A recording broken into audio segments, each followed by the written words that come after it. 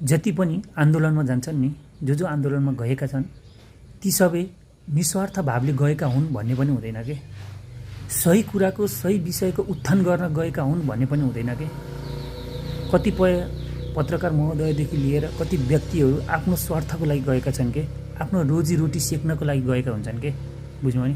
त्यस्तै अस्ति गणेश नेपाली भाइको चाहिँ जुन चाहिँ आफूले चाहिँ पेट्रोल छकेर आत्मदाह गर्यो त्यो विरुद्ध पनि धेरै आन्दोलन भयो के।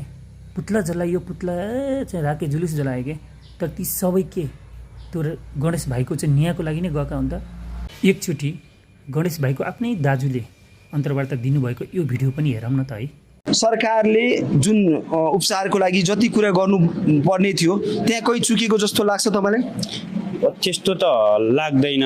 अब उहाँले स्वयं प्रधानमन्त्रीको कार्यालयको त्यहाँ भएका स्टाफहरू पनि र अनि गृहमन्त्री स्वयं आफै पनि राति आउनु भएको थियो अनि आएर त्यो सबै व्यवस्थापन त गर्नुभयो। अब दिल्ली लाने कुरा पनि गर्नुहुन्थ्यो तर अब भाइको जटिल अवस्था गइसक्या रहेछ। दिल्ली लाने सबै कुरा तय थियो। म र मदनजीलाई थोरै खाजा आएको थियो त्यो रात, तर उहाँले खान सक्नु भएन। के देख्यो भने पत्रकारहरूको पत्रकारिता देखेपछि म चकित भएँ। लासमाथि पनि स्टन्ट चलिरहेको थियो, भ्युज कसरी आउँछ त्यो चलिरहेको थियो। म कसैलाई के भन्न चाहदिनँ, पत्रकारिता आफैमा जोखिमपूर्ण पेसा हो। दिवाकरजी केही पत्रकारहरूले हामीलाई सिकाउँदैछन् यो बोल, सरकारको विरोधमा बोल भनेर सिकाइरहेका छन्। उहाँले भन्नुभएको थियो यदि उहाँको मनमा पाप भएको भए उहाँले यो कुरा भन्नुहुने थिएन।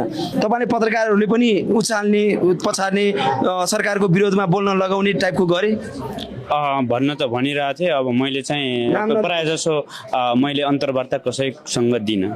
कसैले अन्तर्वार्ता दिनु दिएन। पत्रकारहरूले पनि उचाल्ने काम चाहिँ गर्न खोजिरहेको थिए। उनीहरू त आउँथे सोध्थे, कोही म्याक्सिमम फोनबाट पनि गर्थे, तर मैले अहिले जो छ सो छ भने अहिले कसैलाई चाहिँ मैले दिइनँ।